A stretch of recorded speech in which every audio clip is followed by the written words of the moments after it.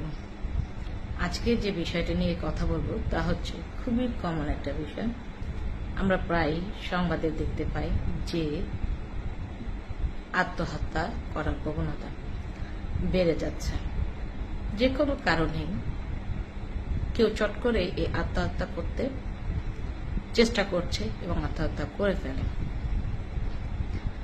অনেক সময় দেখা যায় যে যাদের মধ্যে আত্মহত্যা করার প্রবণতা থাকে তারা অনেকদিন যাবৎ ডিপ্রেশনে ভুগে থাকে। মানসিক যন্ত্রণার কারণে তারা এই পথটা বেছে নেয়। অধিকাংশ সময় মানুষ চেষ্টা করে যে তার আপনজন বা আশেপাশে যারা বন্ধু আছে তাদের নিকট তার সমস্যার কথাটি বলার জন্য। সমস্যাটি সে বলতে চাইলেও অনেক সময় আপনজনদের কাছ থেকে যথাযথ সাপোর্ট সে পায় না বা কেউ কেউ সেটাকে ততটা গুরুত্ব সহকারে নেয় না।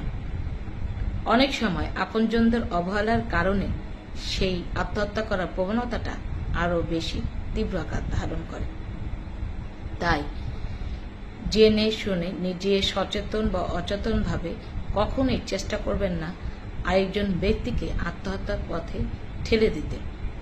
যে মানুষটি মানসিকভাবে কষ্টে আছে